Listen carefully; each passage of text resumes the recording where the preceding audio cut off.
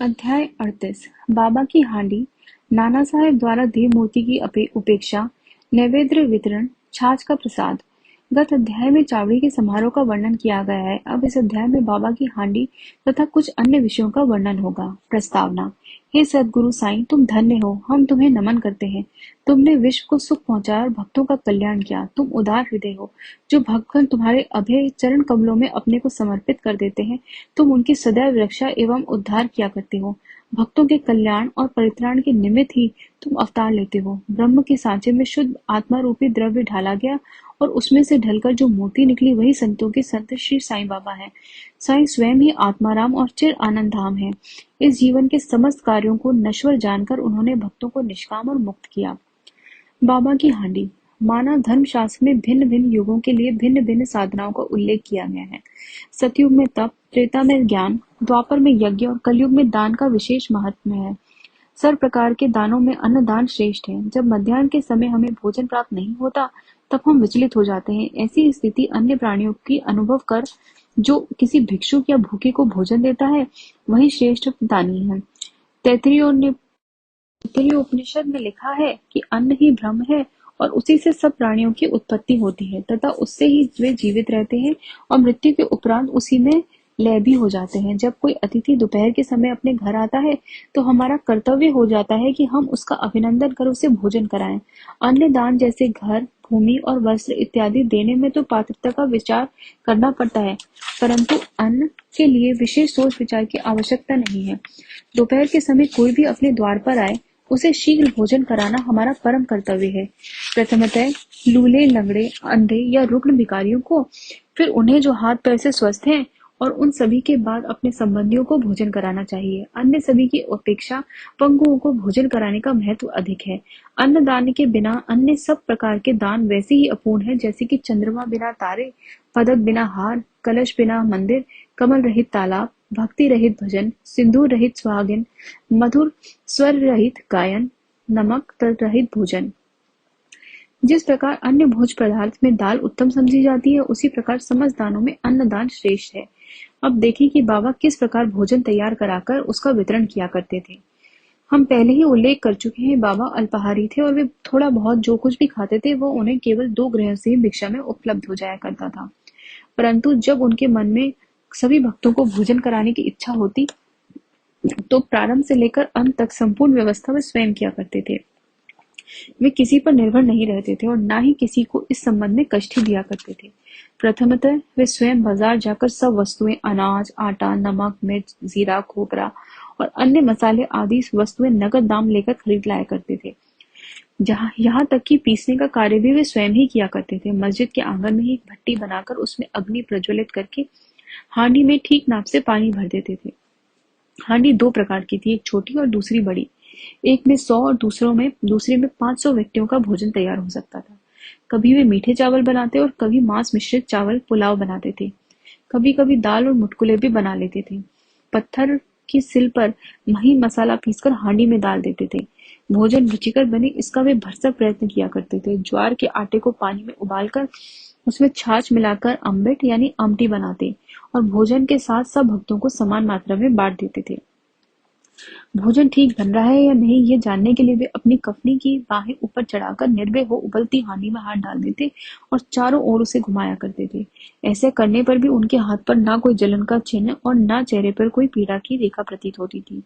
जब भोजन तैयार हो जाता, तब वे मस्जिद से बर्तन मंगाकर मौलवी से फातिहा पढ़ने को कहते थे। फिर वे मालसापति तथा त्याता पाटिल के प्रसाद का भाग पृथक रखकर शेष भोजन गरीब और अनाथ लोगों को खिलाकर उन्हें तृप्त कर देते थे। सचमुच वे लोग धन्य थे। कितने भाग्यशाली थे वे, जिन्हें बाबा के हाथ का बना और परोसा हुआ भोजन खाने को प्राप्त हुआ। यहाँ कोई ये शंका कर सकता है कि क्या वे शाकाहारी और मांसाहारी भोज्य पदार्थों का प्रसाद सभी को बांटा करते थे? इसका उत्तर बिल्कुल सीधा और सरल है। जो लोग मांसाहारी थे उन्हें हांडी में से दिया जाता था तथा शाकाहारियों को उसका स्पर्श तक न होने देते थे। न कभी उन्होंने किसी को मांसाहार का प्रोत्साहन नहीं दिया और न ही उनकी आंतरिक इच्छा थी कि किसी को उसके सेवन की आदत लग जाए। यह एक अति पुरातन अनुभूति नियम है कि जब गुरुदेव प्रसाद वितरण कर रहे हो, तभी यदि शिष्य उसके ग्रहण करने में शंकित हो जाए, तो उसका अधः पतन हो जाता है। यह अनुभव करने के लिए कि शिष्यगण इस नियम का किस अंश तक पालन करते हैं, वे कभी-कभी परीक्षा भी ले लिया करते थे। उदाहरणार्थ, एक एकादशी के दिन उन्होंने दादा केलकर को कुछ रुपए देकर कुछ मांस खरीद लाने को कहा। दादा केलकर पूरे कर्मकांडी थे और प्राय सभी नियमों का जीवन में पालन किया करते थे। उनकी यह दृढ़ भावना थी कि द्रव्य, अन्न और वस्त्र इत्यादि गुरु को भेंट करना पर्याप्त नहीं है। केवल उनकी आज्ञा ही शीघ्र कार्यान्वित करने से वे प्रसन्न हो जाते हैं। यही उनकी दक्षिणा है। दादा शीघ्र कपड़े पहनकर एक थैला लेकर बाजार जाने के लिए उद्यत हो गए। तब बाबा ने उन्हें लौटा दिया और कहा कि तुम न जाओ, अन्य किसी को भेज दो। दादा ने अपने नौकर पांडु को इस कार्य के निमित्त भेजा। उसको जाते देखकर बाबा ने उसे भी वापस बुलाने को कहकर ये कार्यक्रम स्थगित कर दिया। ऐसे ही एक अन्य अवसर पर उन्होंने दादा से कहा कि देखो तो नमकीन पुलाव कैसा पका है। दादा ने यूं ही मुंह देखी कह दिया कि अच्छा है। तब वे कहने लगे कि तुमने ना अपनी आंखों से ही देखा और ना जिह्वा से स्वाद लिया, फिर तुमने ये कैसे कह दिया कि उत्तम बना है। थोड़ा ढक्कन हटाकर तो देखो। बाबा ने दादा की बांह पकड़ी और बलपूर्वक बर्तन में डालकर बोले, थोड़ा सा इसमें से निकालो और अपना कट्टरपन छोड़कर चखकर देखो।